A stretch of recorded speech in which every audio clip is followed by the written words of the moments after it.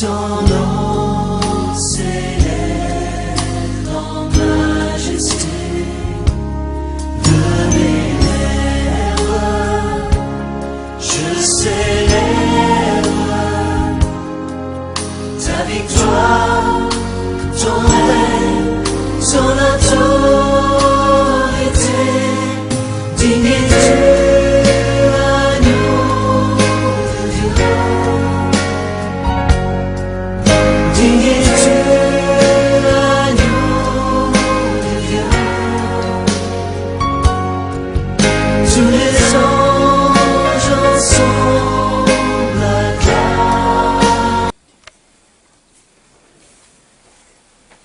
Alléluia.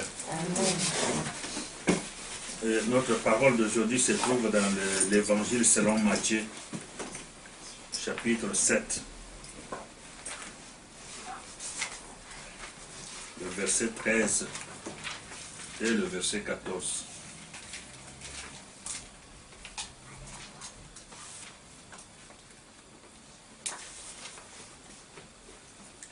C'est Jésus qui parle. Il parle de deux chemins. Entrez par la porte étroite, car large est la porte, spacieux est le chemin qui mène à la perdition. Il y en a beaucoup qui entrent par là. Mais étroite est la porte, resserré est le chemin qui mène à la vie, et il y en a peu qui les trouvent.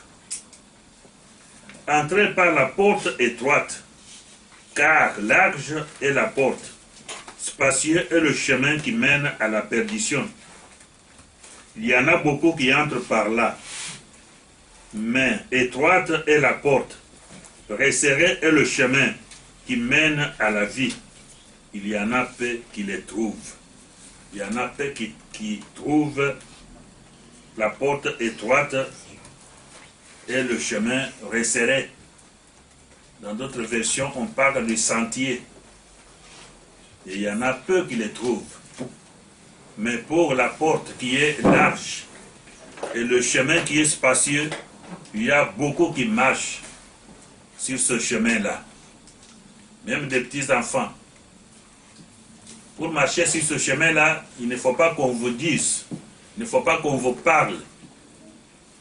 Mais vous-même, vous connaîtrez ce chemin-là et vous commencerez à marcher sur ce chemin-là.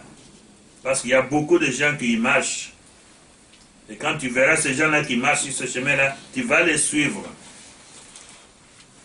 Celui qui parle ici, c'est Jésus-Christ. Il parle à ses disciples. Comme lui, d'habitude, il prend toujours des images, des choses qui sont connues des hommes, pour que les hommes puissent comprendre ce qu'il veut dire. Comprendre la parole de Dieu. Parce que la parole, c'est quelque chose qui vient du ciel. Les hommes, les terrestres, ne peuvent pas comprendre vraiment des choses du ciel. Si on leur parlait en termes du ciel. Il faut qu'on leur parle en termes de la terre et ils comprendront bien parce qu'ils sont de la terre. Les deux chemins, c'est la vie que nous menons sur la terre. Nous la menons de deux manières, de deux façons différentes. C'est ce que Jésus avait montré comme le chemin. Le chemin, c'est la vie, la façon dont chacun de nous vit. La façon dont tu mènes ta vie là, tu es en train de marcher sur un chemin, tu es en train de marcher, de suivre un système qui existe, peut-être qui est traditionnel. Et tu suis ce système-là. C'est un chemin, c'est une route qu'on est en train de suivre. Mais Jésus maintenant a voulu montrer qu'il y a deux sortes de chemins sur la terre. Il y a deux sortes de chemins dans la vie de tout homme, dans la vie de toute femme. Les deux sortes-là, il y a un chemin sur lequel si tu marches sur ce chemin-là, tu vas tomber dans la perdition, tu vas tomber dans la mort, tu vas tomber dans la condamnation éternelle. Et l'autre chemin, si tu marches sur ce chemin-là, tu vas tomber dans la vie et la vie éternelle. La vie là où il n'y a pas la condamnation, là où il n'y a pas le jugement. Ce qu'il voulait, c'est que ses disciples puissent connaître quel est le bon chemin et sur lequel ils devaient marcher. C'est pourquoi il a dit cela. Donc, pour mieux comprendre, nous allons lire encore l'évangile de Jean, chapitre 14.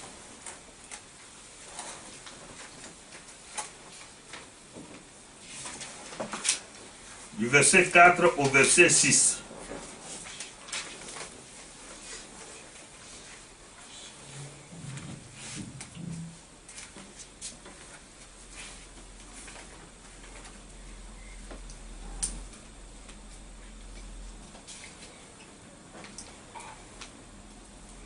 Le titre ici nous dit que Jésus réconforte les apôtres. Il reviendra vers eux. Donc, il parlait à ses disciples, il parlait aux apôtres avant d'être enlevés, avant d'aller au ciel, avant de les abandonner, de partir. Donc, il fallait qu'il les réconforte, qu'il leur montre, qu'il leur dise quelque chose, une parole qu'ils pouvaient retenir. Lorsque des choses arriveront, donc ils sachent que le Seigneur nous avait déjà averti, nous avait déjà dit cela. En conversant avec ses disciples, il leur a dit ceci. Vous savez où je vais. Mais commençons d'abord par le verset 2, comme ça nous allons bien comprendre leur conversation. Il dit que votre cœur ne se trouble point. Croyez en Dieu et croyez en moi. Il y a plusieurs demeures dans la maison de mon Père. Si cela n'était pas, je vous l'aurais dit.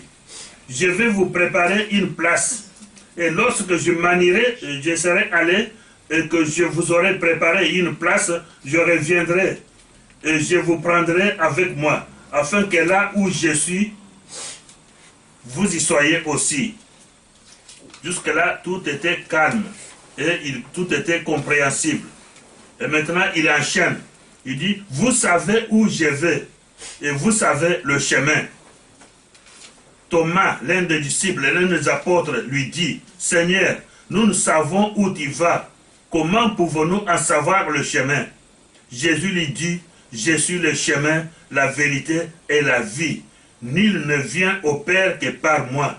Si vous me connaissez, vous connaîtrez aussi mon Père. Et dès maintenant, vous le connaissez et vous l'avez vu. Thomas dit au Seigneur, nous ne savons pas où tu vas. Comment connaîtrons-nous le chemin? Donc, notre sujet, notre thème, c'est le chemin.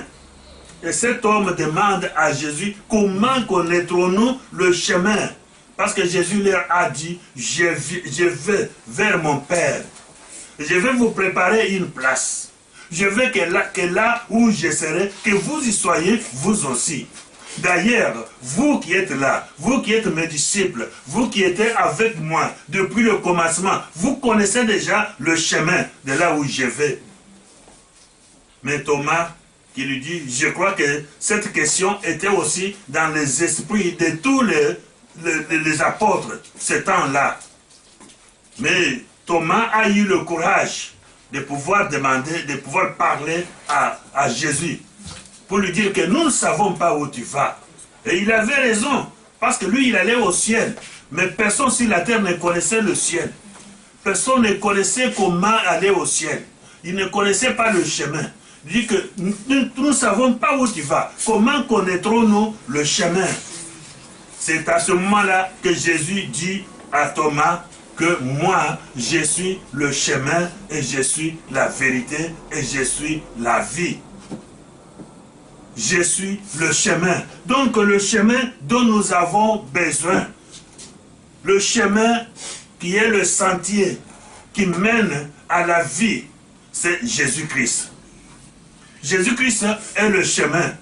C'est le chemin sur lequel tous les disciples, tous les chrétiens doivent marcher sur ce chemin-là. Il est le chemin parce qu'il nous a donné le modèle. Il nous a donné des instructions. La façon que nous devons vivre sur la terre. La façon que nous devons nous conduire sur la terre. C'est cette façon-là que nous appelons, nous, que le langage biblique appelle le chemin qui mène à la vie. Et l'autre façon de vivre, la façon de vivre de ce monde, la façon de vivre de Satan, la façon de vivre du corps, la façon de vivre des sentiments charnels. Et cette façon-là aussi, c'est un chemin. Et sur ce chemin-là, il y a beaucoup de gens qui y marchent. Il y a beaucoup d'hommes, il y a beaucoup de femmes qui marchent sur ce chemin-là. Mais à l'aboutissement, ce chemin-là conduit à la mort. Ce chemin-là conduit à la perdition. Donc la façon dont tu es en train de vivre ta vie, c'est cette façon-là qui va te donner à ce que tu ailles dans la condamnation ou à ce que tu ailles dans la vie éternelle. Donc, la vie future, la vie de l'homme, la vie d'au-delà, la vie que Jésus promet à ses disciples que je viendrai vous prendre pour que vous alliez vivre avec moi. Et cette vie-là dépend de la façon que chacun de nous vit sur cette terre. Dépend du chemin que chacun de nous suit. Toi, tu marches sur quel chemin? Tu marches sur le chemin du monde. Ou bien tu marches sur le chemin selon les instructions, selon la parole de Jésus-Christ. Nous qui nous disons que nous sommes des disciples de Jésus. Un disciple, c'est celui qui suit son maître. C'est celui qui met en application les instructions de son maître. Et voilà celui-là qui peut dire qu'il se trouve sur le bon chemin. Sur le chemin qui mène à la vie éternelle. Pour ce chemin ici, il n'y a pas que Jésus qui en avait parlé. Beaucoup de prophètes ont parlé de ce chemin. Beaucoup de prophètes ont parlé de ce chemin. C'est pourquoi nous allons prendre, je crois, 2 prophètes seulement, pour ne pas perdre beaucoup de temps en citant tous les autres. Nous allons voir ce que le prophète Ésaïe avait dit pour ce chemin. Des centaines et des centaines de milliers d'années avant que Jésus soit né. Ouvrons le livre du prophète Ésaïe dans le chapitre 35.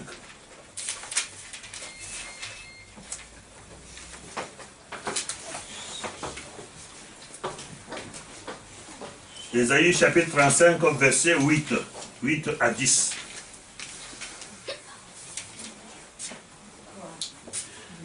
C'est le prophète qui parle. Il y aura là un chemin frayé, une route qu'on appellera la voie sainte. Nul impire n'y passera.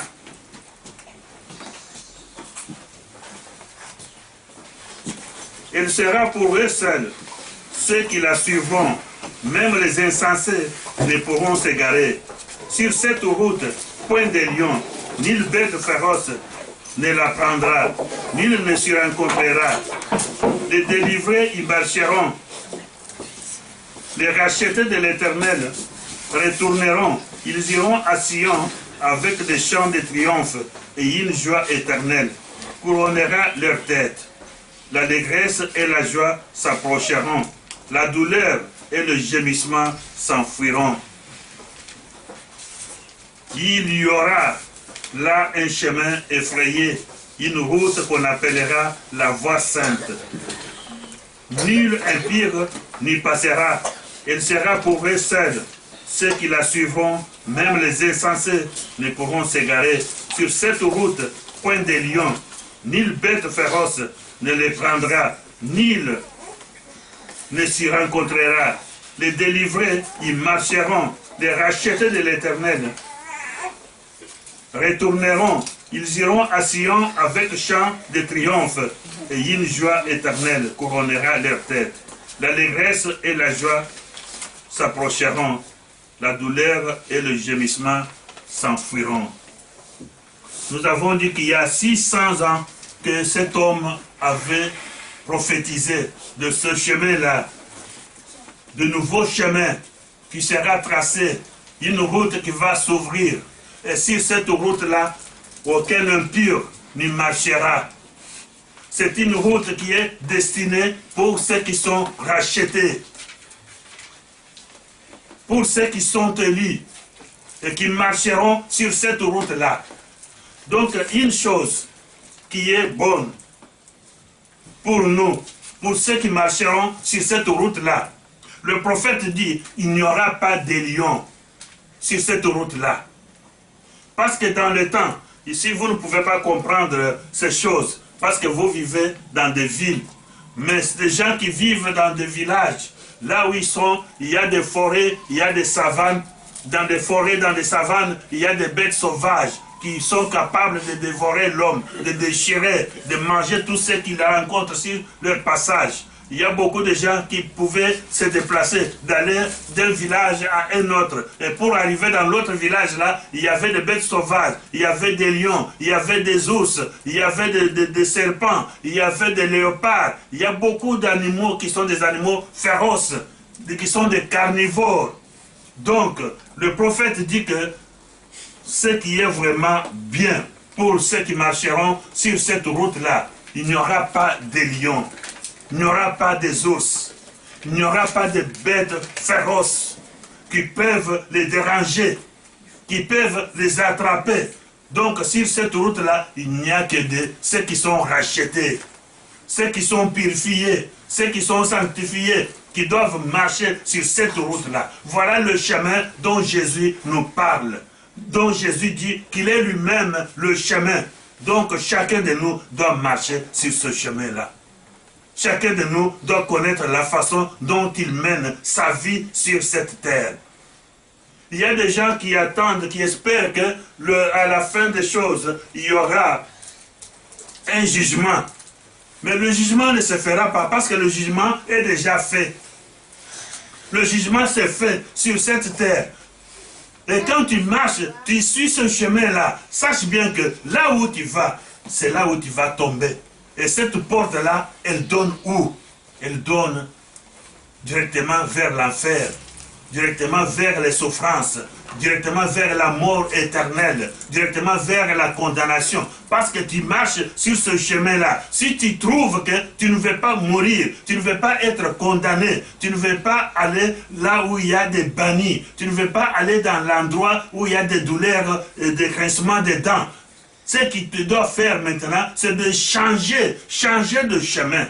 De quitter ce chemin-là qui mène à la perdition et venir maintenant pour marcher sur le chemin qui mène à la vie éternelle, sur le chemin qui est Jésus-Christ, sur le chemin où il n'y a pas de lions à bord de route, sur le chemin où il n'y a pas de serpents, sur le chemin où il n'y a pas de léopards, où il n'y a pas de carnivores, sur ce chemin-là, où le chemin de la paix, le chemin où marchent ceux qui sont rachetés. Les rachetés marchent sur ce chemin-là. Tu veux être racheté, quitte le chemin qui mène à la perdition. Donc, veut dire que quitte ta façon, la façon dont tu mènes ta vie, ce n'est pas une bonne façon, c'est une mauvaise façon. Quitte cette vie-là et viens maintenant dans le chemin qui est Jésus-Christ. Viens maintenant dans le chemin qui est la parole de Dieu. Conforme ta vie à la lumière de la parole de Dieu. Marche tel que la parole de Dieu le demande. Sur ce chemin de perdition, je vous le dis bien qu'il y a beaucoup de... D'ailleurs, pas beaucoup de gens, mais tout le monde. Toute l'humanité. Même Abraham, celui qui a été choisi, que nous appelons le père de la foi. Abraham marchait aussi sur le chemin de la perdition. C'est pour cela que Dieu l'a appelé, que Dieu lui a demandé de quitter sa nation, de quitter son père, de quitter son village, de quitter sa tribu et d'aller là où Dieu voulait qu'il aille, là où Dieu allait l'envoyer. En d'autres termes, Dieu voulait dire à Abraham que tu changes ta façon de vivre. Parce que cette façon que tu vis là, c'est une façon qui mène à la perdition, qui mène à la condamnation. Maintenant, toi, je t'ai aimé. Toi, je veux faire de toi un homme par qui toutes les nations de la terre seront bénies. Par toi, par ton nom. Celui qui te bénira sera béni et celui qui te maudira sera maudit. Donc, pour que Abraham puisse devenir ce que Dieu disait là, il fallait qu'il quitte ce chemin-là. Qu'il quitte la façon de vivre de ce chemin-là. La façon de vivre de sa patrie, la façon de vivre de sa tradition, qu'il quitte ses traditions, qu'il quitte ses coutumes et qu'il vienne vraiment maintenant une nouvelle créature, un autre homme par qui va commencer la foi, par qui va commencer la doctrine de Dieu, la façon que Dieu avait voulu que des gens sur la terre puissent marcher. Alléluia. Amen. Voilà pourquoi nous tous, tout le monde avait marché sur le chemin de la perdition. Parce qu'il n'y a personne sur la terre qui était bon. S'il y avait ne fût-ce qu'un seul homme, ou ne fût-ce qu'une seule femme qui était bonne sur la terre, Jésus n'allait pas venir. S'il est venu, c'est parce que tout le monde était perdu. Tout le monde marchait vers le temps de feu. Tout le monde était aveuglé. Tout le monde était enchaîné. Tout le monde était fait esclave de l'ennemi. Satan nous a menés tous, il a mené toute l'humanité vers la perdition. Il voulait mourir avec toute l'humanité. Mais Jésus-Christ est venu afin que l'humanité soit sauvée. Mais pour que vous soyez sauvés, il faut que vous changiez votre façon de vivre. Votre façon de vivre. Pour prendre quelques exemples de façons de vivre, il y en a beaucoup. Il y en a beaucoup, mais on prendra seulement quelques exemples. Il y en a qui disent peut-être, oh moi je ne prends pas de femmes d'autrui. Hein, tu ne prends pas de femmes d'autrui, mais tu prends des femmes célibataires. Tu prends des femmes prostituées. Tu fais la même chose que celui qui prend les femmes d'autrui. Parce que vous marchez sur le même chemin. Il y en a qui disent que moi, je ne sors pas avec des hommes mariés. Moi, je ne sors pas avec n'importe qui. Oui, tu ne sors pas avec des hommes mariés, mais tu sors avec des hommes célibataires. Tu sors avec des hommes prostitués. Sache bien que tu es sur le même chemin, tu marches sur le même chemin qu'une femme mariée qui sort avec des hommes mariés, qui sort avec des hommes d'autrui. Donc, vous marchez sur le même chemin. Donc, si vous voulez maintenant changer, si vous voulez maintenant marcher sur la voie qui est la voie de Dieu, une nouvelle voie, le chemin dont Isaïe nous parle ici, maintenant, il nous demande de pouvoir changer la vie. Toi qui ne peux pas voir l'argent de quelqu'un, qui ne peut pas voir même un téléphone de quelqu'un oublié, dans quelques minutes, ça disparaît.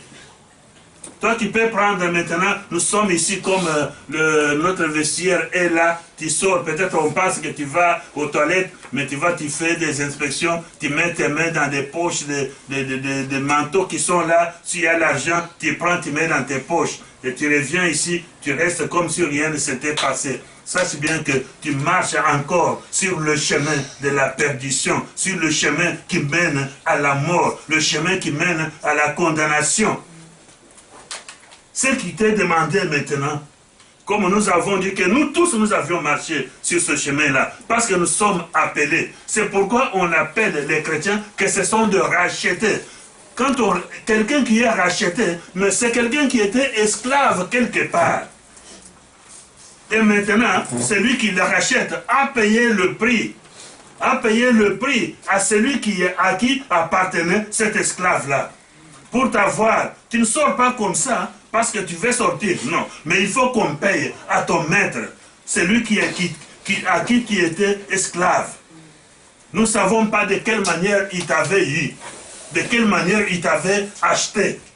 Mais celui qui veut maintenant te donner la souveraineté, celui qui veut maintenant te libérer, il doit payer. C'est ce que Jésus-Christ avait fait.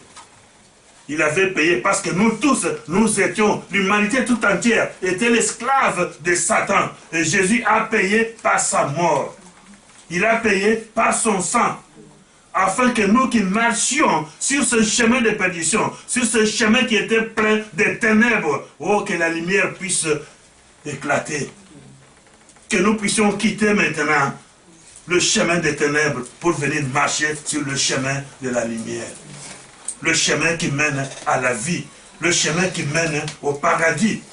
C'est pourquoi cet homme qui était sur la croix avec Jésus ce jour-là, il lui avait dit, Seigneur, souviens-toi de moi quand tu viendras dans ton royaume. Jésus lui a dit, aujourd'hui même, tu seras avec moi dans le paradis. Parce que cet homme-là s'était adressé au chemin, à celui qui était le chemin, à celui qui se rendait au paradis. Si tu prends l'avion qui va à Bruxelles, tu vas atterrir à Bruxelles. Mais si toi, tu vas à Moscou et que tu prends l'avion qui va à Bruxelles, sache bien que tu as pris un mauvais avion. Il faut que tu prennes l'avion qui va à Moscou. Il faut que tu prennes, si tu vas en Amérique, il faut que tu prennes l'avion qui va en Amérique. Si tu prends un autre avion, tu vas te retrouver dans un pays que tu ne connais pas, là où tu n'as pas de connaissances, ou là où tu n'as pas de parents. Tu seras vraiment un délinquant. Tu seras vraiment sans abri. Tu n'auras pas l'avenir là-bas. Personne ne t'accueillera. Personne ne te prendra chez lui. Parce que tu es allé dans une mauvaise direction. C'est pourquoi nous avons dit que notre thème d'aujourd'hui, notre parole d'aujourd'hui, c'est le chemin. Le chemin que chacun de nous cherche. Le chemin qui est bon. C'est pourquoi nous vous demandons, c'est pourquoi la parole de Dieu vous demande de pouvoir changer. C'est ce que, en quelques termes, que la bonne nouvelle appelle repentance. C'est pourquoi Jean-Baptiste avait commencé, même Jésus lui-même, quand il a commencé son ministère, il a appelé le peuple à la repentance. Se repentir, c'est changer de chemin tout simplement. Changer la façon de vivre tout simplement. Changer la façon de vivre. C'est ça qu'on nous demande. C'est pourquoi ceux qui sont des chrétiens, vous trouverez parmi eux, il y en a qui étaient des prostituées, qui étaient des voleurs, qui étaient des assassins, qui étaient des criminels, qui étaient des pécheurs de toutes sortes. Ils sont là. On dit que ce sont des sanctifiés, ce sont des purifiés, ce sont des rachetés. Et Dieu a son peuple sur la terre. Il y a le peuple de Dieu et il y a des gens qui sont des gens de Satan. Donc Dieu ne pouvait pas laisser son peuple aller dans une destination où il ne les avait pas destinés. Il a tout fait lui-même. Il a quitté son trône, il a quitté le ciel et il a pris le corps de l'homme. Il s'est humilié, il est arrivé sur la terre, était uniquement pour racheter son peuple, racheter ses enfants, racheter ceux qui lui appartiennent. Si nous voulons lire encore maintenant un autre prophète, nous allons lire le prophète Jérémie. Jérémie chapitre 31. Nous allons lire les deux versets 21 et 22. Jérémie, c'est après Ésaïe dont nous venons de lire.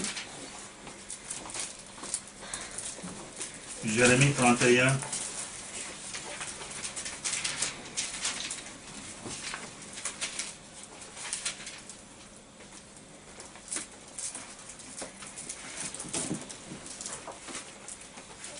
Jérémie chapitre 31, verset 21. Il dit ceci. Dresse des signes, place des poteaux, prends garde à la route, au chemin que tu as suivi. Reviens, Vierge d'Israël, reviens dans ces villes qui sont à toi. Jusqu'à quand seras-tu errante, fille égarée, car l'Éternel crée une chose nouvelle sur la terre. La femme recherchera l'homme. Dieu crée une nouvelle chose sur la terre. La femme recherchera l'homme. Dresse des signes, place des poteaux, prends garde à la route, au chemin que tu as suivi. Dresse des signes. Ceux qui savent conduire, quand nous marchons sur des routes ici, sur des avenues, vous verrez toujours qu'il y a des signes. Ces signes-là nous parlent. Vous verrez qu'il y a des poteaux qui nous indiquent, ces poteaux-là nous parlent.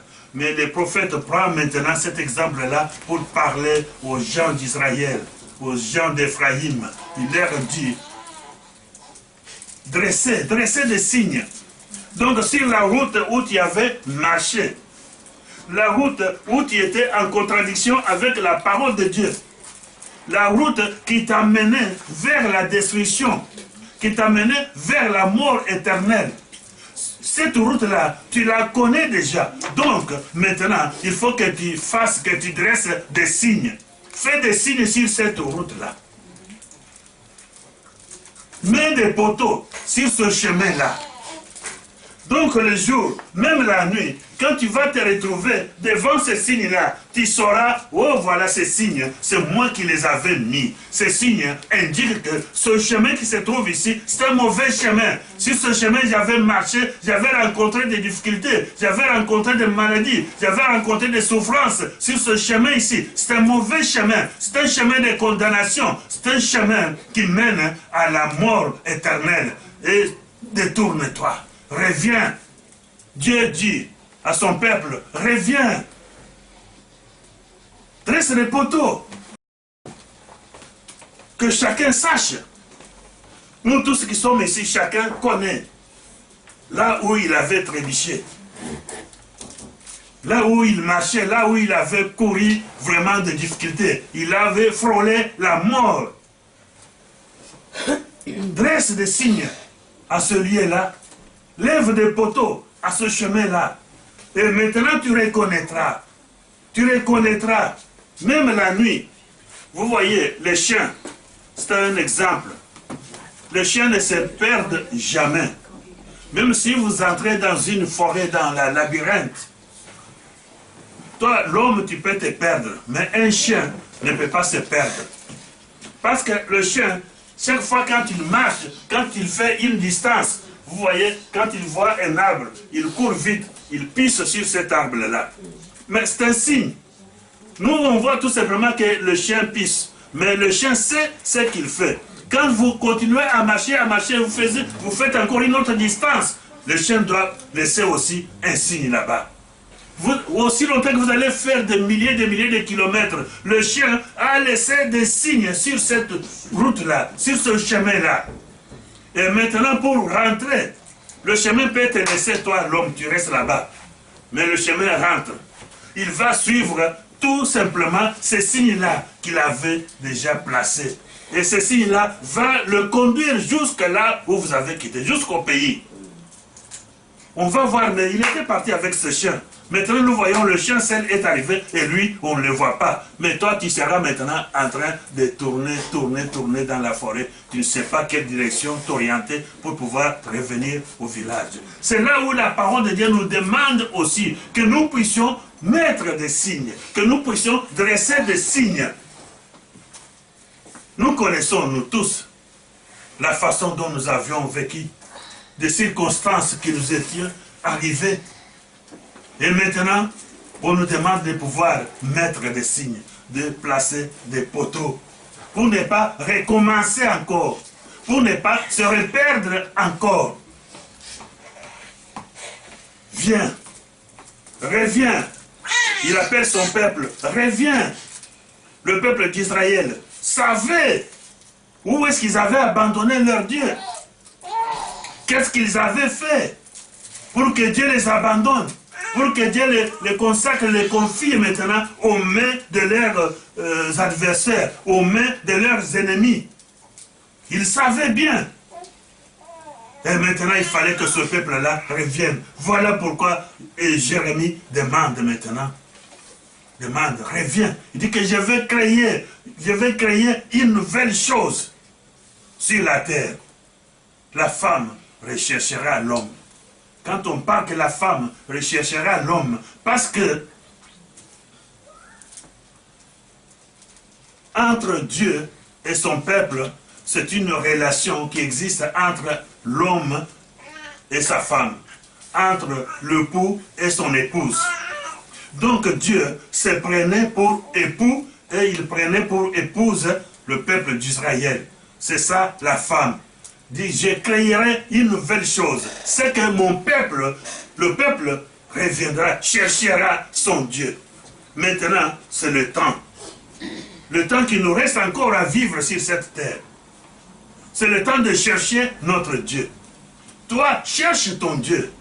Reviens à ton Dieu. Tu marchais sur cette route-là. Tu marchais sur ce chemin-là. Maintenant, c'est le moment de revenir à Dieu. C'est le moment de chercher Dieu. C'est le moment de revenir à la parole, de revenir à la lumière de la parole de Dieu. Toutes les bêtises que tu avais déjà commises, Dieu les connaît. Et toi aussi, tu les connais. Moi, je connais des bêtises que j'avais commises. Et maintenant, je prends ma disposition. Maintenant, je dresse des signes. J'élève maintenant des poteaux. Quand un jour, il y a une situation qui m'arrive encore, qui me pousse à pouvoir aller encore sur ce chemin-là, et directement, je verrai le poteau que j'avais mis, je verrai le signe que j'avais dressé, je dirai, mais ça c'est le mauvais chemin, c'est le chemin sur lequel j'avais marché la fois passée. Je ne peux jamais y revenir encore. Voilà ce que la parole de Dieu nous demande. Le chemin, tu marches sur quel chemin? Le Seigneur nous dit que c'est lui le chemin, il est la vie. C'est lui en qui nous avons mis notre foi. Il est le chemin, il est la vie. Cherchez Jésus-Christ. Moïse lui-même avait dit au peuple d'Israël que je mets aujourd'hui devant vous la mort et la vie. Vous choisirez la mort ou vous choisirez la vie. Mais Jésus nous montre maintenant le chemin qu'il faut suivre pour échapper à la condamnation, pour ne pas aller tomber dans le piège, pour ne pas aller tomber dans le temps de feu, pour ne pas aller tomber dans la condamnation éternelle. Voilà ce que nous faisons. Voilà pourquoi nous demandons à ce que nos enfants puissent venir. Nous demandons à ce que nos petits-enfants puissent venir. Nous demandons à ce que les hommes et les femmes puissent venir. C'est pour pouvoir changer de chemin. L'avantage que nous avons est que sur le chemin que nous marchons maintenant, il n'y a pas de lions. Il n'y a pas de lions. Il n'y a pas de bêtes qui peuvent nous dévorer. Quand il y a aujourd'hui, on voit qu'il y a des chrétiens qui ont peur, qui disent voilà, oh voilà, il y a un sorcier, le sorcier m'a tourmenté la nuit, et ils ont peur des sorciers, les sorciers peuvent me tuer. Non, toi si tu vois quelqu'un qui vit de cette façon-là, c'est qu'il n'est pas encore sur le chemin qui mène à la vie. Amen. Le chemin qui mène à la vie, il n'y a pas un sorcier qui peut venir te tourmenter, parce que c'est un chemin de la paix. Et c'est lui qui t'amène, c'est lui qui est ce chemin-là, c'est lui qui s'attaque, c'est lui qui voit ce qui se fait dans les ténèbres, dans l'esprit. C'est son travail. Mais toi, marche seulement sur ce chemin-là. N'ayez pas peur. Il avait dit beaucoup de fois, n'ayez pas peur, parce que je suis avec vous. Je suis avec vous jusqu'à la fin de ces choses. Je suis avec vous. Si vous êtes sur le bon chemin, sachez bien que vous avez Jésus-Christ. Vous avez la protection. Si vous marchez sur ce chemin-là, vous savez que vous êtes dans la paix. On dit que ceux qui marchent, Isaïe dit que ceux qui marchent sur ce chemin-là, ce sont de rachetés. Ce sont des justifiés. Ce sont des élus. Ce sont des appelés. Ce sont des enfants de Dieu. Si tu vois quelqu'un qui est en Christ et qui marche encore sur le chemin du monde, qui suit encore les passions charnelles, c'est que celui-là n'a pas encore crié en Jésus-Christ, n'a pas encore retrouvé le chemin. Il est encore sur le chemin qui est large et spacieux. Et sur ce chemin-là, il y a beaucoup de gens qui marchent. Mais le chemin étroit, le chemin qui mène à la vie, on dit qu'il y a peu de gens qui les trouvent. Qui trouve cette porte-là qui est étroite, qui trouve ce chemin-là qui est vraiment un sentier, qui est étroit. Il y a peu de gens qui le trouvent. C'est pourquoi ne suis pas le mouvement des gens. Toi, écoute la parole de Dieu. On dit que ce jour-là, il y aura 2 personnes qui seront dans le lit. Une personne sera prise et l'autre restera. Même si tu as un mari qui ne connaît pas, qui ne suit pas le chemin de la vie, si tu as une femme qui ne suit pas le chemin de la vie, mais toi, ne te laisse pas faire, ne suis pas, parce que la vie, le salut est individuel. Même si vous êtes dans une église et vous voyez qu'il y a d'autres membres d'église qui ne respectent pas la parole de Dieu, qui marchent selon la volonté, selon le désir de leur corps, le désir charnel. Mais toi, ne le suis pas. Toi, reste sur le chemin. Toi, reste dans la vérité. Et vous, à l'arrivée, vous allez arriver dans des endroits différents. Dans des endroits différents. Quand le maître viendra, parce que nous les chrétiens, nous savons que le Seigneur qui a dit que je vais vous préparer une place, c'est lui qui nous a confortés, c'est lui qui a dit que je veux que là où je serai, que vous y soyez, vous aussi. Nous savons bien qu'il viendra. Tôt ou tard, il viendra. Et quand il viendra, il faut que nous soyons capables de pouvoir le rencontrer, de pouvoir vivre avec lui. Parce que quand il vient, c'est la fin de la marche. C'est la fin du voyage. C'est la fin de la vie. Si nous voulons prendre l'exemple de Dieu lui-même, Dieu avait aussi placé un signe. Vous savez que Dieu avait détruit le monde, les hommes et les femmes par l'eau du temps de Noé. Dieu avait détruit la terre, avait détruit toute âme, sauf Noé, sa femme et ses enfants et ses belles-filles qui étaient entrés dans l'arche. Mais Dieu lui-même avait dit que désormais, parce que je vois que le cœur de l'homme est vraiment faux, est toujours attiré par le péché. Après avoir détruit des milliers de personnes et sauvé seulement 8 personnes, et la descendance de ces 8 personnes-là, ils ont encore commencé à faire du mal. C'est là où Dieu a dit que je ne détruirai plus jamais la terre avec de l'eau. Les eaux ne parviendront jamais à détruire la terre. Dieu a dit lui-même, si dans ma colère, et que j'oublie, et que je rassemble des nuages, pour pouvoir pleuvoir encore, faire encore de fortes pluies, pour détruire les hommes et les femmes qui sont sur la terre. Un signe s'élèvera. On nous dit que Dieu a mis un signe dans le ciel. Il a dit que l'arc-en-ciel s'élèvera. Et quand je verrai l'arc-en-ciel, ma colère, je n'appliquerai pas. Je ne ferai pas ce que j'avais voulu faire. Dieu nous parle des signes lui-même. Je crois que quand on parle de l'arc-en-ciel, mais vous qui êtes ici en Europe, je ne sais pas si vous avez une fois vu l'arc-en-ciel. Mais en Afrique, dans nos villages, nous sommes habitués à voir l'arc-en-ciel qui s'élève dans le ciel. Même s'il y a la pluie qui va tomber, vous voyez l'arc-en-ciel qui s'élève avec multicolore, avec beaucoup de couleurs là-bas. Vous verrez que voilà l'arc-en-ciel. Et dans chaque langue, l'arc-en-ciel, tout peuple a un nom dans sa langue qui désigne l'arc-en-ciel. Donc, c'est un signe que Dieu lui-même avait placé. Lui-même qui dit que si j'aurais vraiment la colère pour agir, pour détruire encore, mais l'arc-en-ciel se lèvera. L'arc-en-ciel ne parle pas. Quand Dieu est en colère et qu'il rassemble des nuages pour pouvoir détruire encore, l'arc-en-ciel ne parle pas, mais l'arc-en-ciel se lève tout simplement devant Dieu. Et quand Dieu regarde, il dit, ah, je ne peux pas aller contre ma parole. Parce qu'il est le Dieu juste. C'est lui qui respecte sa parole. S'il te promet, il doit agir. Il doit accomplir. Si tu as des promesses que Dieu t'avait faites, sache bien que tôt ou tard, ça s'accomplira. Personne ne pourra empêcher cela. Si Dieu nous a promis que vous marcherez sur la route où il n'y a pas de lions, et nous marcherons, il n'y aura pas de lions. Personne ne peut déranger une personne, un homme ou une femme qui est en Jésus-Christ. C'est pourquoi la parole demande de ne pas avoir peur. N'ayez peur de rien, parce que vous êtes en sécurité. En Jésus-Christ, nous sommes en sécurité. Vous ne pouvez avoir peur de rien. Peur de féticheurs, peur de francs-maçons, peur de puissance des ténèbres, jamais de la vie. Jamais de la vie. Parce que nous sommes en sécurité. Nous marchons sur le chemin de la vie. C'est que nous avons la vie. Que personne ne peut nous racher.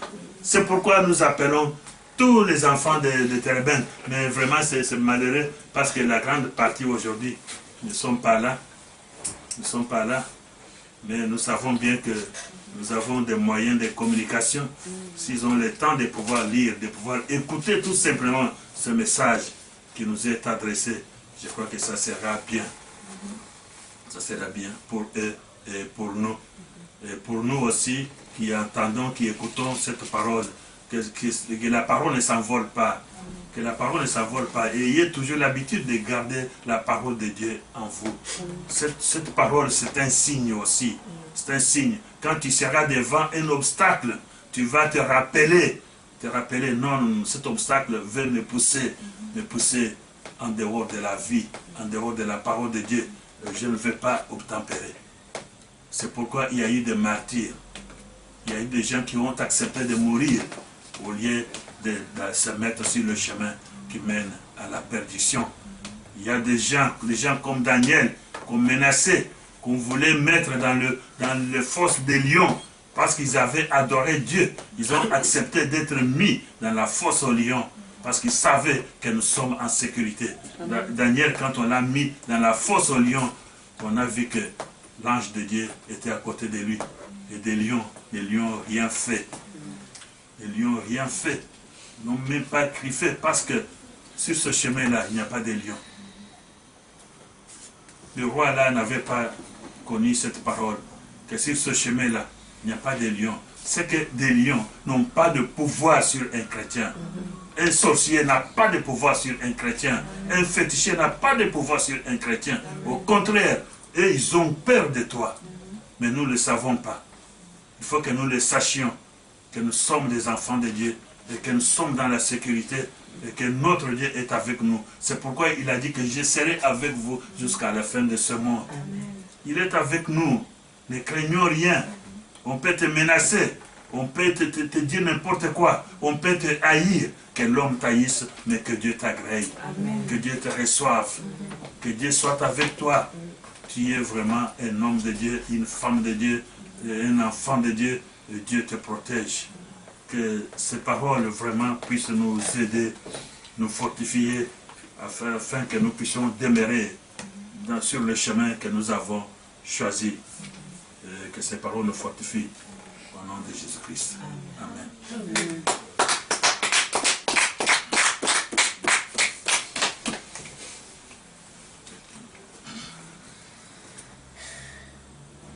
Maman Mimi, tu peux prier pour la parole. Seigneur notre Dieu, nous te bénissons pour cette belle parole que nous avons entendue dans ce jour. Que ton nom soit élevé parce que tu es merveilleux. Tu nous parles tantôt d'une manière, tantôt d'une